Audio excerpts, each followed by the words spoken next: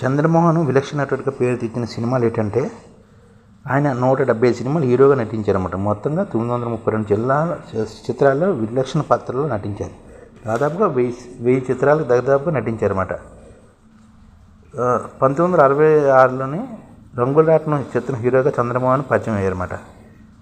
ఇది బిఎన్ రెడ్డి తెరకెక్కించిన రంగుల రాట్నం అనమాట. ఇది ఆ సినిమాలో ఆయన నటనకు మంచి పేరు కూడా వచ్చింది.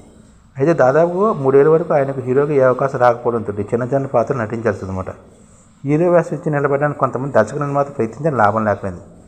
చివరకు ఆయన అన్నయ్య కే విశ్వనాథ్ ధైర్యం చేసి సిరిసిరి మూవా చిత్రం హీరోగా అవకాశం ఇచ్చారన్నమాట.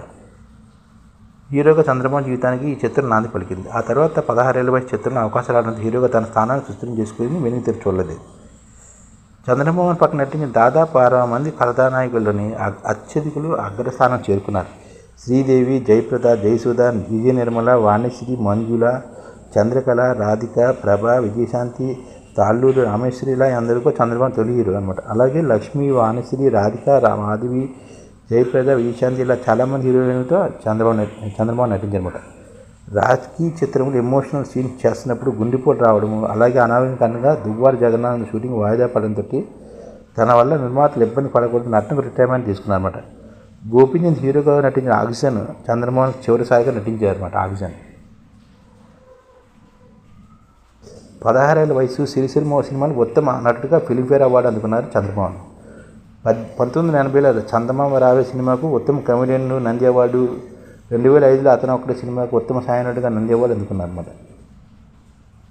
రంగుల రాట్నం 1966లోని, సుఖదుఖాలు 1967లోని, ఆత్మీయులు 1969లోని, బొమ్మ బొలుసు 1971లోని, కాలం మారింది 1972లోని, జీవన తరంగాలు 1973లోని, అల్లూరి సీతారామరాజు 1974లోని, ఓ సీతకథ 1974లోని, దేవదాస్ 1974లోని, ప్రాణం ఖరీదు 1978లోని, సిరిసిరి మూవా 1978, సీతమహాలక్ష్మి 1978, 16 ఏళ్ల వయసు 1978, తాయారమ్మ బంగారయ్య 1979, శంకరాభరణ్ 1979, శుభోదయం 1980, రాధా కళ్యాణ్ 1981, ముగ్గురు మిత్రులు 1985, చందమామ రావే 1987, అల్లుడు గారు 1990, ఆదిత్య 369 1991, ఆమె 1994, నిన్నే పెళ్ళాలతో 1996, పాపేనార ప్రాణం 2000, చెప్పాలనుంది 2001, డార్లింగ్ 2001, సుభాషిస్ 2001, మన్మధుడు 2002, 7G బృందావన్ కాలం 2004, వర్షం 2004, నేను సైతం 2004,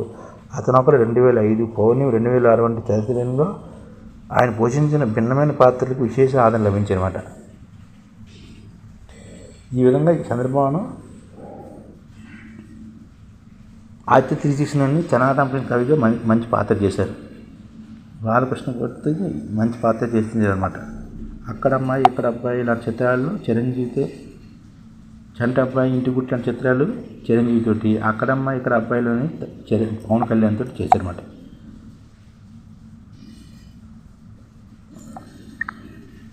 విలక్షణ నటుడు చనిపోయారని చాలామంది బాధపడుతున్నారు.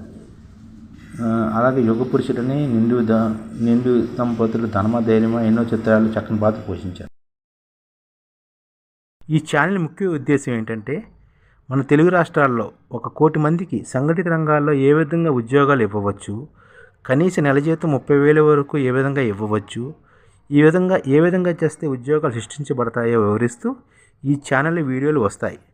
అలాంటి వీడియోలు మీకు కావాలంటే మన ఐడిఎఫ్ భాస్కర్ ఛానల్ని సబ్స్క్రైబ్ చేసుకోండి. ఐడిఎఫ్ అంటే ఇండియన్ డెవలప్మెంట్ ఫోర్స్. ఈ వీడియోలు చూసిన తర్వాత మీకు నచ్చితే లైక్ చేయండి, మీ ఫ్యామిలీ మెంబర్స్కి షేర్ చేయండి, మరియు మీ ఫ్రెండ్స్కి షేర్ చేయండి. Thank you. నమస్కారం.